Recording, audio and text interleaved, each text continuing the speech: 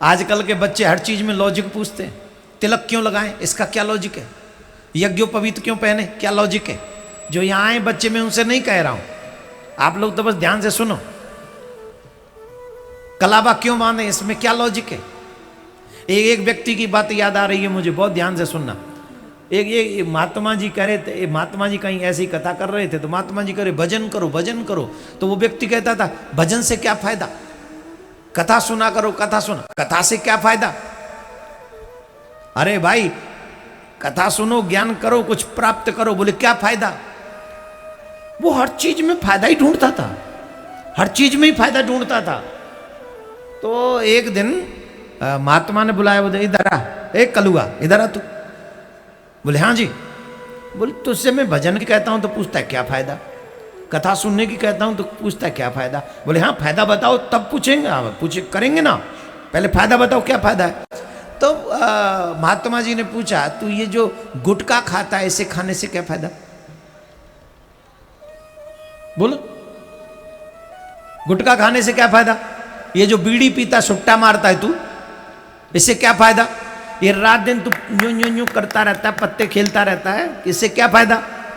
शाम को शराब पी के घुसता है घर में, तो इससे क्या फायदा? चल बता फायदा क्या है इसका? हाँ बोले इसका तो कोई फायदा नहीं। बोले बेशरम, जब इतने बुरे बुरे काम बिना फायदे सोचे कर लेता है तो भगवान का भजन भी बिना फायदा सोचे कर ले, इसी में फायदा ढूंढ रहा है। सही बात तो यह है कि गुटखा खाने से फायदा नहीं नुकसान होगा, जुआ खेलने से फायदा नहीं नुकसान होगा, शराब पीने से फायदा नहीं नुकसान होगा, बीड़ी सिगरेट पीने से फायदा नहीं नुकसान होगा, लेकिन ठाकुर जी का भजन करने से ही सही मायने में सच्चा फायदा होगा, सच्चा लाभ होगा। और ये ऐसा लाभ होगा जो यहां भी आएगा और वहां भी ये लाभ दिखेगा, दोनों जगह ये लाभ दिखेगा, दोनों जगह। वो तो जो भजन न कर सके वो कंगाल, और जिन्होंने भजन कर लिया वो हो गए माला माल, वो हो गए माला माल।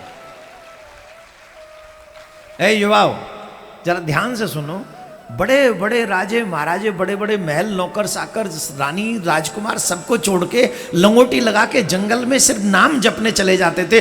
कोई तो फायदा होगा भाई, कोई तो फायदा होगा, कुछ तो तुमसे ज्यादा ही जानते होंगे वो लोग। महल छोड़ दिए, रानियां छोड़ दी, आजकल तो इतनी सुंदर देवियां आती भी नहीं जितनी वो सुंदर हुआ करती थी। पानी वेदर सब बदल गया ना, आजकल वो सुंदरता नहीं है। ऐसी ऐसी रानी थी, वो पान खाती थी तो यहां से दिखता था वो लाल लाल जाता हुआ उनके कंठ से, इतनी सुंदर होती थी वो। कितनी सुंदर होती होंगी वो। हवा का झोंका भी स्पर्श करता था तो पता चलता था कि हाँ किसी का स्पर्श किया है। ऐसी सुंदर रानियों को भी छोड़ के निकल गए, बड़े बड़े कोष को छोड़ के निकल गए, किसके लिए? नाम के लिए। तो आखिर कुछ तो मिलता ही होगा उसमें। सबसे बड़ा फायदा, सबसे बड़ा लाभ, सबसे बड़ा प्रॉफिट अगर किसी में है तो भगवान के नाम जाप में ही है, उससे बड़ा प्रॉफिट कहीं नहीं है।